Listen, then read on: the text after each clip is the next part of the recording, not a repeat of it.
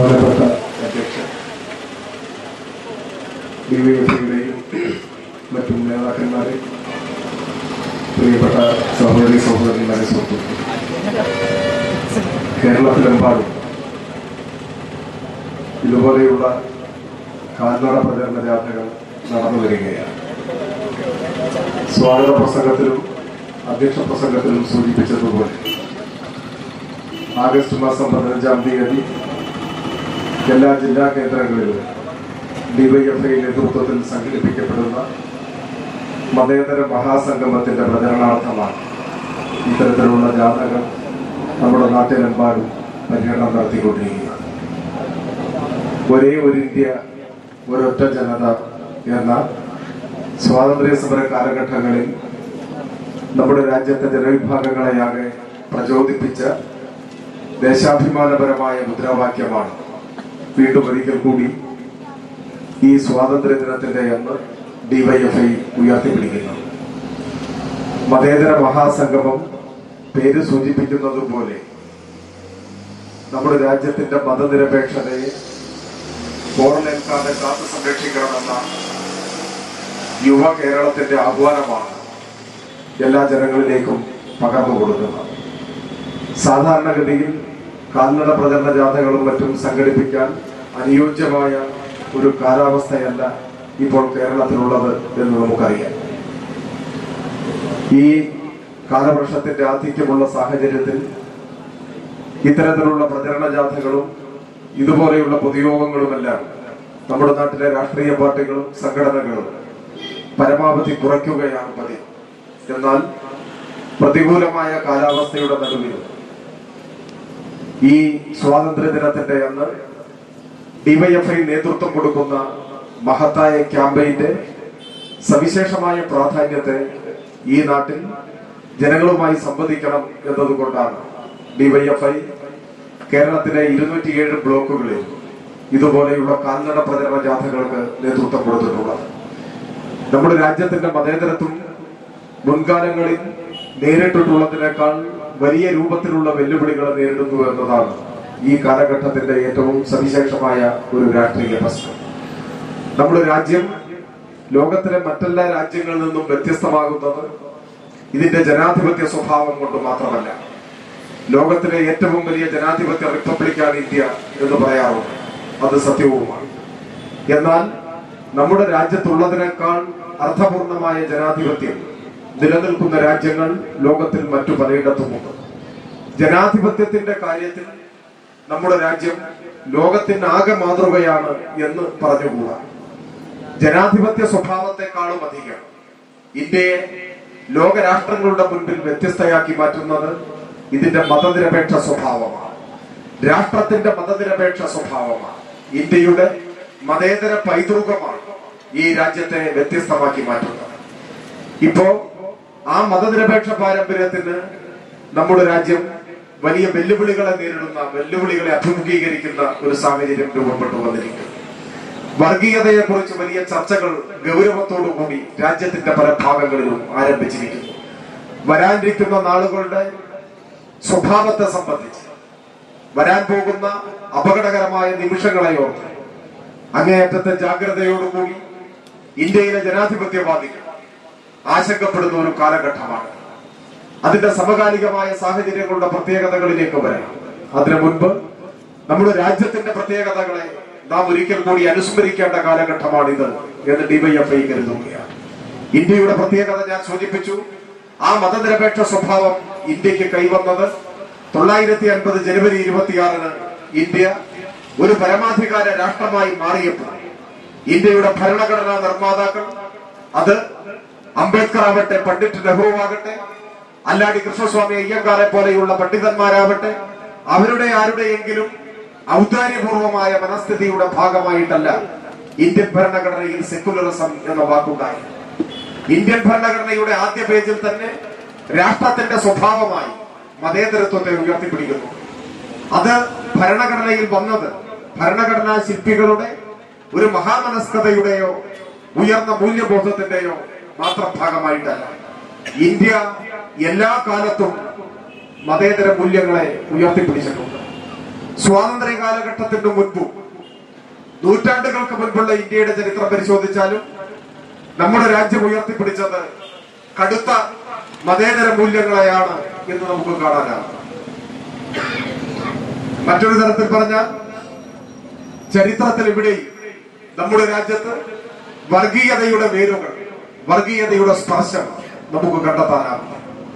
അത് എത്ര നൂറ്റാണ്ട് പുറകിലേക്ക് പോയാൽ എല്ലായിടത്തും കറകളഞ്ഞ മാനവികതയുടെ, മതസൗഹാർദ്ദത്തിന്റെ, പാരസ്പര്യത്തിന്റെ സാമൂഹ്യാന്തരീക്ഷം നിലനിന്ന ഒരു ഭൂപ്രദേശമാണ് ഇന്ത്യ എന്ന് കാണാനാണ്. ഇപ്പൊ സ്കൂളിൽ ചരിത്രം പഠിക്കുമ്പോൾ അശോകന്റെ ഭരണകാലത്തെ കുറിച്ച് നമ്മൾ പഠിക്കുന്നു. അശോകന്റെ ഭരണകാലത്തെ കുറിച്ച് കുട്ടികൾ പഠിക്കുന്നത് പ്രത്യേകമായും കലിംഗ യുദ്ധത്തിന് നേതൃത്വം കൊടുത്ത ചക്രവർത്തി എന്ന നിലയിലാണ്. കലിംഗ യുദ്ധാനന്തരം മാനസിക പരിവർത്തനം വന്ന് അദ്ദേഹം ബുദ്ധമതം സ്വീകരിച്ചു. യുദ്ധാനന്തരം യുദ്ധഭൂമി സന്ദർശിക്കാൻ ഇടയായതാണ് അശോകന് മാനസിക പരിവർത്തനം ഉണ്ടാക്കിയത്. എണ്ണിയാലൊടുങ്ങാത്ത പടയാളികൾ കൊല്ലപ്പെട്ടവരായി അവരുടെ ശവശരീരങ്ങൾ ചിതറിക്കിടക്കുന്ന യുദ്ധഭൂമി, നിരവധിയായിട്ടുള്ള സൈനികർ, അംഗഭംഗം വന്നവർ, മരിച്ചുകൊണ്ടിരിക്കുന്നവർ, തിരിച്ചറിയാനാവാത്ത വിധം വികൃതമായി പോയ മൃതദേഹങ്ങൾ, യുദ്ധഭൂമിയിൽ ഉറ്റവരെയും ഉടയവരെയും നഷ്ടപ്പെട്ട അമ്മമാരുടെയും സഹോദരിമാരുടെയും ഭാര്യമാരുടെയും എല്ലാം വിലാപങ്ങൾ, അത് കണ്ടാണ് അശോകന്റെ മനസ്സ് മാറിയത്. അങ്ങനെ അദ്ദേഹം ബുദ്ധമതം സ്വീകരിച്ചു. ഞാനിതിവിടെ സൂചിപ്പിക്കാൻ കാരണം അശോക ചക്രവർത്തി ബുദ്ധമതം സ്വീകരിക്കുന്ന കാലഘട്ടത്തിൽ അദ്ദേഹത്തിന്റെ സാമ്രാജ്യത്തിലെ മഹാഭൂരിപക്ഷം വരുന്ന ജനങ്ങളുടെയും മതം ബുദ്ധമതമായിരുന്നില്ല. അന്നൊരു ന്യൂനപക്ഷത്തിന്റെ മതമായിരുന്നു ബുദ്ധമതം. ന്യൂനപക്ഷത്തിന്റെ മതത്തെയാണ് ഭരണാധികാരി ചക്രവർത്തി സ്വീകരിക്കുന്നത്. അങ്ങനെ തങ്ങളെ ഭരിക്കുന്ന രാജാവ് തന്നെ ഒരു ചെറു ന്യൂനപക്ഷത്തിന്റെ മതം സ്വീകരിച്ചപ്പോൾ അദ്ദേഹത്തിന്റെ രാജ്യത്തിൽ വിശാലമായ അർത്ഥത്തിൽ വേണമെങ്കിൽ ഇന്ത്യ എന്നൊക്കെ പറയാം, അവിടുത്തെ മഹാഭൂരിപക്ഷം വരുന്ന അന്യമതസ്ഥരായ പ്രജകളെ സംബന്ധിച്ചിടത്തോളം ചക്രവർത്തിയുടെ മതപരിവർത്തനം ഒരു പ്രശ്നമേ ആയിരുന്നില്ല. അതിനെതിരായി ഏതെങ്കിലും തരത്തിലുള്ള കലാപമോ അഭിപ്രായ രൂപീകരണമോ സംഘർഷമോ ആ കാലഘട്ടത്തിൽ ഉണ്ടായി എന്ന് ചരിത്രത്തിൽ എവിടെയും സൂചിപ്പിക്കുന്നില്ല. 40 കൊല്ലമാണ് അശോകൻ രാജ്യം ഭരിച്ചത്. ഈ 40 കൊല്ലവും ഏതെങ്കിലും തരത്തിലുള്ള സാമുദായികമായ സംഘർഷം ആ ഭരണകാലത്തുണ്ടായി എന്ന് നമുക്ക് കണ്ടുപിടിക്കാനേ ആവില്ല. ഇത് വേണമെങ്കിൽ എത്രയോ നൂറ്റാണ്ടുകൾക്ക് മുൻപ് നടന്നൊരു സംഭവം എന്ന നിലയിൽ നമുക്ക് എഴുതിത്തരാം. എന്നാൽ അവിടെ മാത്രം ഇത് ഒതുങ്ങി നിൽക്കുന്നില്ല. അതിനെല്ലാം ശേഷം മുഗൾ ഭരണകാലഘട്ടം ഉണ്ടായി. 317 കൊല്ലമാണ് മുഗൾ ചക്രവർത്തിമാർ നമ്മുടെ രാജ്യത്തെ ഭരിച്ചത്. ബാബറും അക്ബറും ഔറംഗസീബും ആലംഗീറും ഷാജഹാനും അങ്ങനെ എത്രയോ ചക്രവർത്തിമാർ. മുഗൾ ഭരണകാലഘട്ടത്തിന്റെ പ്രത്യേകത എല്ലാവരും മുസ്ലിം ചക്രവർത്തിമാരായി, മുസ്ലിം ഭരണകർത്താക്കളായി. 3.25 നൂറ്റാണ്ട് കാലത്തോളം മുസ്ലിം ചക്രവർത്തിമാർ, മുഗൾ ചക്രവർത്തിമാർ നമ്മുടെ നാട് ഭരിച്ചപ്പോഴും മഹാഭൂരിപക്ഷം വരുന്ന ജനങ്ങൾ മുസ്ലിങ്ങളായിരുന്നില്ല. മുസ്ലിങ്ങൾ അന്ന് ന്യൂനപക്ഷമായി, ഭൂരിപക്ഷം ആളുകൾ അമുസ്ലിങ്ങളായി. അമുസ്ലിങ്ങളായ മഹാഭൂരിപക്ഷത്തെയാണ് 3 നൂറ്റാണ്ടിലധികം മുസ്ലിം ചക്രവർത്തിമാർ ഭരിച്ചത്. ന്യൂനപക്ഷത്തിൽപ്പെട്ടവർക്ക് മഹാഭൂരിപക്ഷം വരുന്ന അന്യമതസ്ഥരെ ഭരിക്കാൻ എന്തവകാശം എന്ന വർഗീയ സ്പർശമുള്ള ചോദ്യം ഈ കാലഘട്ടത്തിലൊന്നും നമ്മുടെ രാജ്യത്ത് ഉയർന്നു വന്നിട്ടില്ല. ഇത് മുഗൾ കാലഘട്ടത്തിന്റെ മാത്രം പ്രത്യേകതയാണ്. അതിനുശേഷം ബ്രിട്ടീഷുകാരിന്റെയും 1757 പ്ലാസി യുദ്ധം ഉണ്ടാവും. പ്ലാസി യുദ്ധത്തിന് ശേഷം 190 കൊല്ലമാണ് ഇന്ത്യയിൽ ബ്രിട്ടീഷ് ആധിപത്യം നിലനിന്നത്. ആദ്യം ബ്രിട്ടീഷ് ഈസ്റ്റ് ഇന്ത്യ കമ്പനി, പിന്നീട് ബ്രിട്ടീഷ് സാമ്രാജ്യത്വം. കമ്പനിയുടെ കാലത്തും ബ്രിട്ടീഷ് ഗവൺമെന്റ് നേരിട്ട് വന്നപ്പോൾ ഭരണ നിർവഹണത്തിന് വേണ്ടി ഇന്ത്യയിൽ നിയോഗിക്കപ്പെട്ട ഓഫീസർമാർ, ബ്രിട്ടീഷ് ഓഫീസർമാർ, ഇവിടുത്തെ ന്യായാധിപന്മാർ എല്ലാം ശുദ്ധ ക്രൈസ്തവരായി. HV കനോലി മലബാർ ഡിസ്ട്രിക്ട് ബോർഡിന്റെ കളക്ടറായി, ഹിച്ച്കോക്ക് ഡിസ്ട്രിക്ട് ബോർഡിന്റെ കളക്ടറായി, ഈസ്റ്റ് ഇന്ത്യ സിവിൽ സർവീസ് ഉദ്യോഗസ്ഥരായി ഇവിടെ വന്നിട്ടുണ്ട്. എല്ലാവരും ക്രൈസ്തവരായി. അന്ന് ഇന്ത്യയിലെ ക്രൈസ്തവ ജനസംഖ്യ എന്നാൽ 1% തികയില്ല. 99% വരുന്ന അക്രൈസ്തവർ ജീവിക്കുന്ന ഇന്ത്യയെ 190 കൊല്ലം ക്രൈസ്തവർ ഭരിച്ചു. കന്യാകുമാരി മുതൽ കാശ്മീർ വരെ, ഗുജറാത്ത് മുതൽ ആസാം വരെ എണ്ണിയാലൊടുങ്ങാത്ത സമരമുഖങ്ങൾ ഉയർത്തുന്നു. ബ്രിട്ടീഷ് സാമ്രാജ്യത്വത്തിനെതിരായി വൻപിച്ച സമരങ്ങൾ ഈ മണ്ണിൽ ആർത്തിരമ്പി. എണ്ണിയാലൊടുങ്ങാത്ത ദേശാഭിമാനികൾ രക്തസാക്ഷികളായി. കേരളം തന്നെ നിരവധിയായ സമര പോരാട്ടങ്ങളുടെ ചരിത്ര ഭൂമിയാണ്. പയ്യന്നൂരിലെ ഉപ്പു സത്യാഗ്രഹം ഉൾപ്പെടെ വടക്കേ മലബാർ അടയാളങ്ങൾ തീർത്ത ഇന്ത്യൻ സ്വാതന്ത്ര്യ സമരത്തിന്റെ അപൂർവമായ സമരമുഖങ്ങളുടെ വിശദാംശങ്ങളിലേക്ക് ഞാൻ ഇപ്പോൾ കടന്നു പോകുന്നില്ല. ഞാൻ സൂചിപ്പിക്കുന്നത് 190 വർഷക്കാലം നീണ്ടുനിന്ന വൈദേശികാധിപത്യത്തിനെതിരായി നമ്മുടെ മണ്ണിലുണ്ടായ സ്വാതന്ത്ര്യ സമരത്തിന്റെ ഏത് സമരമുഖം എടുത്തു നോക്കിയാലും അവിടെ ഒരിടത്തും സ്വാതന്ത്ര്യത്തിന് വേണ്ടിയുള്ള പുറവിളിയല്ലാതെ, ബ്രിട്ടീഷ് ആധിപത്യത്തിനെതിരായ പ്രതിഷേധമല്ലാതെ 1% പോലുമില്ലാത്ത ക്രൈസ്തവന്, ബ്രിട്ടീഷ് ക്രിസ്ത്യാനിക്ക് മഹാഭൂരിപക്ഷം വരുന്ന അക്രൈസ്തവരായ ഇന്ത്യക്കാരെ ഭരിക്കാൻ എന്തവകാശം എന്ന ചോദ്യം ഉയർന്നിട്ടില്ല. ഭരിക്കുന്നവന്റെ മതത്തെ ചൂണ്ടിക്കാണിച്ചുകൊണ്ടുള്ള ഒരു വിമർശനവും ഒരു മുദ്രാവാക്യവും ഈ മണ്ണിൽ ഉയർന്നിട്ടില്ല.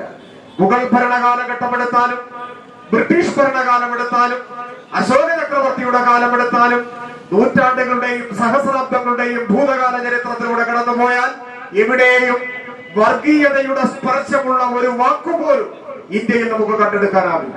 ഒരു മുദ്രാവാക്യം, ഒരു സംഘർഷം, ഒരു ലഹള, ജാതി, മതം, സമുദായം, അതിന്റെ പേരിൽ ഏതെങ്കിലും തരത്തിലുള്ള രാഷ്ട്രീയ മുദ്രാവാക്യങ്ങൾ രൂപപ്പെട്ടു വന്ന ഒരു ഭൂതകാല ചരിത്രം നമ്മുടെ മണ്ണിലില്ല, ഇന്ത്യക്കില്ല. ഇത് നമ്മുടെ രാജ്യത്ത് അന്യമാണ്.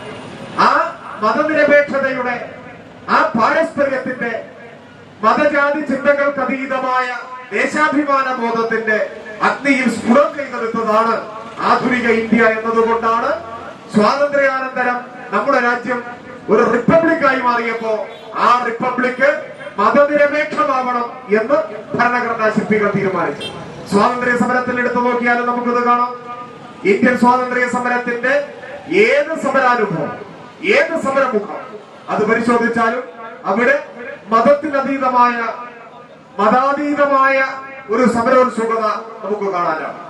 എല്ലാ മതത്തിലും പെട്ടവർ സമരമുഖത്ത് സജീവമായി നിന്നത് നമുക്ക് കാണാം. ഹിന്ദുക്കൾ, മുസ്ലിങ്ങൾ, ക്രൈസ്തവർ, പാഴ്സികൾ, സിഖുകാർ, എല്ലാ വിഭാഗത്തിലും പെട്ടവരുടെ ഒരു സംഘാതമാണ് ഇന്ത്യയെ സ്വാതന്ത്ര്യത്തിലേക്ക് നയിച്ചത്. എത്രയോ ഉദാഹരണങ്ങൾ. ഇപ്പോ മഹാത്മാഗാന്ധിയെ രാഷ്ട്രപിതാവായി നാം ആദരിക്കുന്നു. ഈ അടുത്ത കാലത്ത് അരുന്ധതി റോയ് ചില അഭിപ്രായ പ്രകടനങ്ങൾ നടത്തി. ഡിവൈഎഫ്ഐക്ക് അഭിപ്രായ പ്രകടനങ്ങളോട് യോജിക്കുന്നു. മഹാത്മാഗാന്ധിയുടെ രാഷ്ട്രീയ വീക്ഷണത്തോട് സൂക്ഷ്മതലത്തിൽ വിയോജിക്കുന്നവരുണ്ട്. ചില വിയോജിപ്പുകൾ ഡിവൈഎഫ്ഐക്കുമുണ്ട്. അതിന്റെ അർത്ഥം ഈ രാജ്യത്തിന്റെ പ്രമുഖമായ ഒരു ദേശീയ സമര ധാരയ്ക്ക് നേതൃത്വം കൊടുത്ത ഗാന്ധിജിയെ, അദ്ദേഹത്തിന്റെ മഹത്വപൂർണമായ നേതൃത്വത്തെ ഏതെങ്കിലും തരത്തിൽ വില കുറച്ചു കാണുന്നു എന്നല്ല. ഗാന്ധിജി ഉൾപ്പെടെ ആരും വിമർശനത്തിന് അതീതരല്ല എന്ന ശരിയായ തിരിച്ചറിവ് ഡിവൈഎഫ്ഐക്കുണ്ട്. അതോടൊപ്പം ഇന്ത്യയുടെ സ്വാതന്ത്ര്യ സമര ചരിത്രത്തിൽ ഗാന്ധിജിക്കുള്ള പങ്കിനെ ആർക്കും നിഷേധിക്കാനും സാധിക്കുന്നില്ല. ഗാന്ധിജിയെ രാഷ്ട്രപിതാവായി നാം ആദരിക്കുകയാണ്. രാഷ്ട്രപിതാവായി അറിയപ്പെടുന്ന മോഹൻദാസ് കരംചന്ദ് ഗാന്ധി എന്ന ഗാന്ധിജി ജന്മം കൊണ്ട് ഹിന്ദുവാണ്, പ്രത്യേകിച്ച് പറയേണ്ടതില്ല. അദ്ദേഹം പരമഭക്തനുമായി. എന്നാൽ ഈ രാജ്യത്തിന്റെ സ്വാതന്ത്ര്യ സമര ചരിത്രത്തിൽ ഒരു ഗാന്ധിജി മാത്രമല്ല ഉള്ളത്. ഹിന്ദുവായ രാഷ്ട്രപിതാവായ ഒരു ഗാന്ധി മാത്രമല്ല ഉള്ളത്, മറ്റൊരു ഗാന്ധി കൂടി. ആ ഗാന്ധി ചരിത്രത്തിൽ അറിയപ്പെടുന്നത് അതിർത്തി ഗാന്ധി എന്ന പേരിലാണ്. അതിർത്തി ഗാന്ധിയുടെ മുഴുവൻ പേര് ഖാൻ അബ്ദുൾ ഗാഫർ ഖാൻ എന്ന ശുദ്ധ മുസൽമാനായി. ഇന്ത്യയുടെ സ്വാതന്ത്ര്യ സമര ചരിത്രത്തിൽ രണ്ടു ഗാന്ധിമാർ, ഒരാൾ ഹിന്ദുവായ ഗാന്ധി, മറ്റൊരാൾ മുസൽമാനായ ഗാന്ധി. ഇത് ഗാന്ധിജിയുടെ പേരിൽ മാത്രമുള്ള കേവലമായ ഒരു യാദൃച്ഛികതയല്ല. ആസാദിനെ നമുക്കറിയാം. ആസാദ് എന്ന ഹിന്ദി പദത്തിന്റെ അർത്ഥം സ്വാതന്ത്ര്യമെന്നാണ്. ചന്ദ്രശേഖർ ആസാദ് ജന്മം കൊണ്ട് ഹിന്ദുവായി. ഇന്ത്യയിലെ ക്ഷുഭിത യമനത്തിന്റെ പ്രതിനിധി എന്ന് നിസ്സംശയം പറയാൻ കഴിയുന്ന അഭൂതപൂർവമായ വിപ്ലവകരമായ ഒരു യുവത്വം, ഒരു വ്യക്തിത്വം അതിന്റെ ഉടമയായിരുന്നു അദ്ദേഹം. എന്നാൽ ചരിത്രത്തിൽ ഒരു ആസാദ് മാത്രമല്ല. സ്വാതന്ത്ര്യാനന്തര ഇന്ത്യയിൽ പണ്ഡിറ്റ് നെഹ്റുവിന്റെ മന്ത്രിസഭയിൽ വിദ്യാഭ്യാസ വകുപ്പ് കൈകാര്യം ചെയ്ത സ്വാതന്ത്ര്യ സമരത്തിന്റെ സ്വാതന്ത്ര്യാനന്തര ഇന്ത്യയിൽ കനപ്പെട്ട സംഭാവനകൾ അർപ്പിച്ച മൗലാന അബ്ദുൽ കലാം ആസാദ്. ഒരു ആസാദ് ഹിന്ദു, ഒരു ആസാദ് മുസൽമാൻ. ഒരു ഗാന്ധി ഹിന്ദു, മറ്റൊരു ഗാന്ധി മുസൽമാൻ. ഇത് ഏതെങ്കിലും ദേശീയ നേതാക്കന്മാരുടെ പേരിലുണ്ടായ കേവലമായ ഒരു യാദൃച്ഛികതയല്ല. ഇത് ആ കാലഘട്ടത്തിലെ സ്വാതന്ത്ര്യ സമരത്തിന്റെ എല്ലാ മുന്നേറ്റങ്ങളുടെയും ഉള്ളടക്കത്തെ വിളംബരം ചെയ്യുന്ന ചില പ്രതീകങ്ങൾ, ചില അടയാളങ്ങൾ. ഇപ്പോ ഡൽഹിയിൽ പോയിട്ടുള്ളവർ ഒരുപക്ഷെ കണിശമായും സന്ദർശിക്കാൻ ആഗ്രഹിക്കുന്ന ചരിത്ര സ്മാരകമാണ് ചെങ്കോട്ട. പഴയ ഡൽഹിയിൽ സ്ഥിതി ചെയ്യുന്ന ചെങ്കോട്ട. ചെങ്കോട്ടയിൽ ഞങ്ങൾ ചെങ്കൊടി പാലിക്കുമെന്നെല്ലാം പണ്ട് ജനാധിപത്യ പ്രസ്ഥാനം കേരളത്തിൽ മുദ്രാവാക്യം മുഴക്കിയിരുന്നു. ആ ചെങ്കോട്ടയുടെ ചരിത്രപരമായ സവിശേഷതകളിലേക്ക് ഞാൻ പോകുന്നില്ല. പക്ഷെ ബ്രിട്ടീഷ് ഭരണകാലത്ത് ആ ചെങ്കോട്ട ഒരു ജയിലായിരുന്നു, ബ്രിട്ടന്റെ ജയിൽ. എണ്ണിയാലൊടുങ്ങാത്ത ദേശാഭിമാനികളെ അടച്ചിട്ടത് ആ കാരാഗ്രഹത്തിലാണ്. എത്രയോ ആളുകൾ അസുഖബാധിതരായി അന്ത്യശ്വാസം വലിച്ചത് ആ കാരാഗ്രഹത്തിലാണ്. നിരവധിയായ ദേശാഭിമാനികളെ ബ്രിട്ടീഷ് സാമ്രാജ്യത്വം വിചാരണ പ്രഹസനം നടത്തി തൂക്കിലേറ്റിയതും ആ ചെങ്കോട്ടയിലാണ്. ദേശാഭിമാനികളുടെ ഹൃദയരക്തം കൊണ്ട് ചുവപ്പായി മാറിയതാണ് ചെങ്കോട്ടയുടെ ചുവരുകൾ എന്ന് പറയാറുണ്ട്. ആ ചെങ്കോട്ടയിൽ ആദ്യമായി ബ്രിട്ടീഷ് സാമ്രാജ്യത്വം തൂക്കിലേറ്റിയ 3 വിപ്ലവകാർ, 3 സ്വാതന്ത്ര്യ സമര സേനാനികൾ. ഒരാളുടെ പേര് ധില്ലൻ എന്നാണ്, അയാൾ ഹിന്ദുവാണ്. രണ്ടാമത്തെ ആളുടെ പേര് ഫിറോസ് ഖാൻ എന്നാണ്, അദ്ദേഹം മുസൽമാനാണ്. മൂന്നാമത്തെ ആളുടെ പേര് പ്രേം സൈഗാൾ എന്നാണ്, അദ്ദേഹം പാഴ്സിയാണ്. ചെങ്കോട്ട രക്തസാക്ഷികൾ എന്ന പേരിൽ ചരിത്രം രേഖപ്പെടുത്തിയ ചെങ്കോട്ടയിൽ ആദ്യമായി വധശിക്ഷയ്ക്ക് വിധേയരാക്കപ്പെട്ട 3 ദേശാഭിമാനി, 3 പേരും 3 മതവിഭാഗങ്ങളെ പ്രതിനിധാനം ചെയ്തവരാണ്. അതും ഒരു യാദൃച്ഛികമായ സംഭവമല്ല. ഡൽഹിയിൽ നിന്നും ചെങ്കോട്ടയിൽ നിന്നുമെല്ലാം കേരളത്തിലേക്ക് മടങ്ങിയ കേരളത്തിലെ സ്വാതന്ത്ര്യ സമരാനുഭവങ്ങളിൽ ഏറ്റവും തിളക്കമാർന്ന നേതൃത്വമായി, വ്യക്തിത്വമായി കണക്കാക്കാൻ കഴിയുന്ന ധീരതയുടെ പ്രതീകമായിരുന്നു വക്കം അബ്ദുൽ ഖാദർ. വക്കം അബ്ദുൽ ഖാദർ സാമ്പ്രദായികമായ സമരമാർഗങ്ങളോട് വിയോജിച്ച ധീരനായ ദേശാഭിമാനിയാണ്. അദ്ദേഹം സുഭാഷ് ചന്ദ്രബോസിന്റെ INA-യിൽ ആകൃഷ്ടനായി മലയായിൽ പോയി വിദഗ്ധമായ സൈനിക പരിശീലനം നേടിയ ആളായി. ബ്രിട്ടീഷ് സാമ്രാജ്യത്വത്തിനെതിരെ ആയുധമെടുത്ത് പോരാടണം എന്ന് ദൃഢമായി വിശ്വസിച്ച യോദ്ധാവായി. അങ്ങനെ മലയാളിയിലെ സൈനിക പരിശീലനത്തിന് ശേഷമാണ് വക്കം അബ്ദുൽ ഖാദറും അദ്ദേഹത്തിന്റെ കൂട്ടാളികളായ 3 പേരും ചേർന്ന് ഇന്നത്തെ മലപ്പുറം ജില്ലയുടെ ഭാഗമായ താനൂരിൽ ബ്രിട്ടീഷ് സാമ്രാജ്യത്വത്തിനെതിരായി പടയൊരുക്കാൻ മലബാറിലെ ചെറുപ്പക്കാരെ സംഘടിപ്പിക്കാനുള്ള ദൗത്യവുമായി വന്ന് കപ്പലിറങ്ങും. പക്ഷെ അദ്ദേഹത്തിന് മുന്നോട്ട് പോകാനായില്ല. ബ്രിട്ടീഷ് സാമ്രാജ്യത്വത്തിന്റെ ചില ഏജന്റന്മാർ വക്കം അബ്ദുൽ ഖാദറെയും കൂട്ടാളികളെയും ബ്രിട്ടീഷ് ഏജന്റന്മാർ ബ്രിട്ടീഷ് പട്ടാളത്തിന് ഒറ്റുകൊടുക്കുകയും അങ്ങനെ അവർ പിടിക്കപ്പെട്ടു. പിടിക്കപ്പെട്ടപ്പോൾ മലബാറിൽ വലിയ പ്രതിഷേധമുണ്ട്.